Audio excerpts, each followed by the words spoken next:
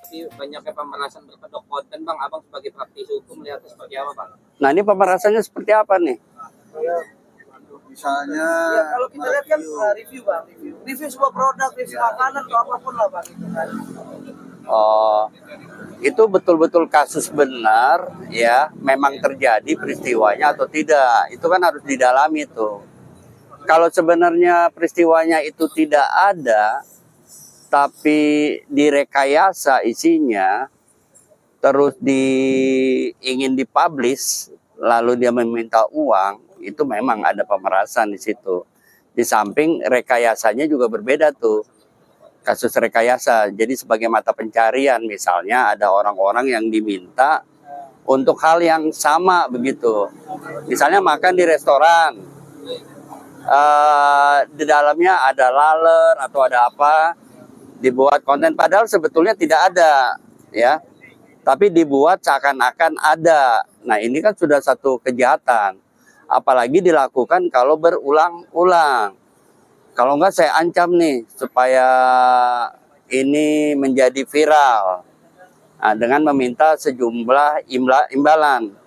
Nah pada saat uang sudah bergeser, maka itu dianggap kasus pemerasan.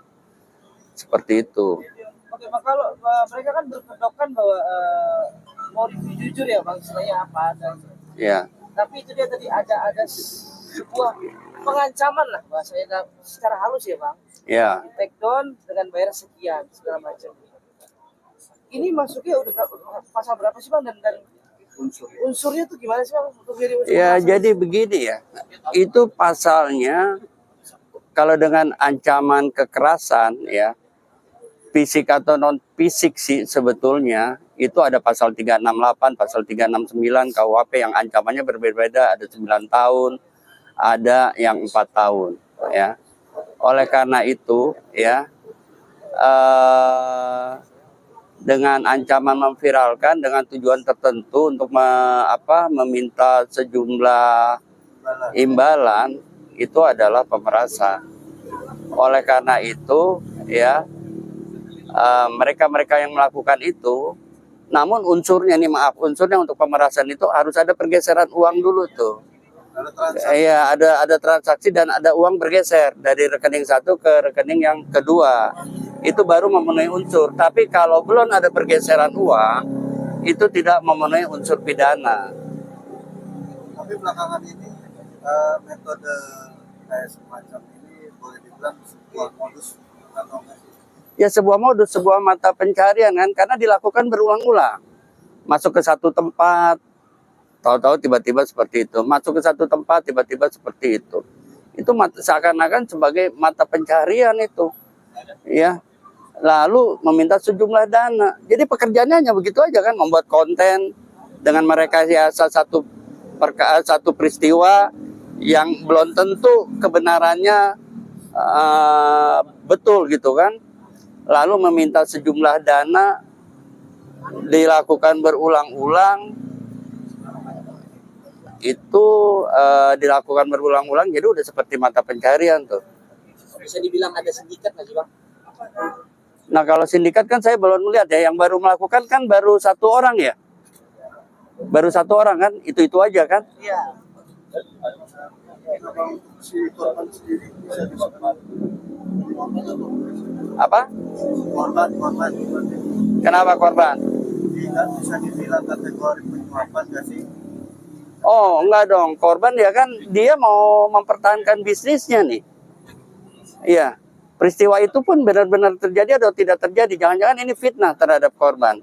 Sehingga korban itu tidak punya pilihan. Makanya dikatakan itu pemerasan. Agar si korban terpaksa mengeluarkan sejumlah uang.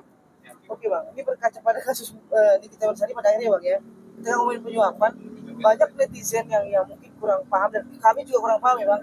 Harusnya dokter RG juga kena kasus pasal penyuapan dong Bang. Nah, bisa sih dijelaskan nggak sih Bang sebenarnya penyuapan itu sebenarnya terjadi seperti apa sih penyuapan antara siapa dengan siapa segala macam gitu? Jadi gini ya, kalau penyuapan itu adalah memberikan sesuatu untuk tidak melakukan sesuatu atau untuk melakukan sesuatu. Misalnya, ya kita mau menang tender. Supaya menang tender gimana? Supaya nilai kita naik gitu. Nah, nilai naik kita menjanjikan atau memberikan sesuatu agar nilai kita di up gitu kan, dinaikin ke atas. Nah, itu baru tuh dikategorikan penyuapan. Atau misalnya minta dikurangi hukuman, atau misalnya minta diganti pasal dengan memberikan sejumlah uang.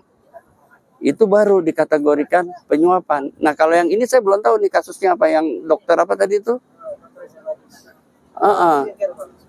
Ya skincare gimana? Saya nggak mau perhatiin. Pada prinsipnya saya bersama memang, jadi si korban ini memberikan uang, tadi yang bilang kan, sebetulnya memberikan uang itu bukan karena merasa takut, tapi lebih dirugikan tadi gitu kan. Nah iya, itu pemerasan tuh sebetulnya, bukan penyuapan. Kan pemerasan, dia takut dirugikan kan, produknya diskreditkan kan, terus sehingga diminta uang kan, itu itu namanya pemerasan. Dia korban jadinya, bukan menyuap tuh. Kalau menyuap kan memang yang bermasalah itu adalah dirinya gitu. Tapi kalau ini kan produknya misalnya tanda kutip direkayasa. Misalnya ada lapis legit, dalamnya ada laler misalnya. Kalau benar memang nyata, itu artinya dia pahlawan tuh ke masyarakat. Tapi kalau itu rekayasa, itu kan satu kejahatan. Kalau untuk pasalnya sendiri Bang, dikenakan pasal berapa? 368 atau 369, tergantung nanti itu cara pemerasannya seperti apa. Ancaman hukuman sendiri Bang? Ada, tadi kan udah saya sampaikan, ada 9 dan ada 4 tahun. Gitu. Bang, untuk mewaspadai hal-hal seperti ini sebagai praktisi hukum, imbauannya ke masyarakat apa? Jadi begini ya, ini apa jadi tantangan ya untuk pihak kepolisian, untuk masyarakat yang memiliki usaha kan. Karena orang misalnya membawa kecoa di kantongnya, pas makan tahu ada kecoa, kan susah, kita nggak bisa menduga-duga tuh. Oleh karena itu tuh paling prepare tuh pakai CCTV lah, yang lebih banyak, yang bisa ngezoom gitu kan, apa betul atau enggak, seperti itu. Karena susah kalau orang niat nggak benar, nepok laler di rumah dibawa dikantongin, giliran makan tahu ada laler, padahal dia bersih, seperti itu. Nah, oleh karena itu cara mengantisipasinya ya, memang agak repot tuh menghadapi orang-orang seperti itu, yang memang udah siap merekayasa tuh. Oleh karena itu ya diperbanyak tuh CCTV di setiap meja, bisa kelihatan yang ngezoom yang ke arah piring kan. Seperti itu, orang jadi kelihatan kalau menaruh sesuatu atau tidak menaruh sesuatu itu terlihat.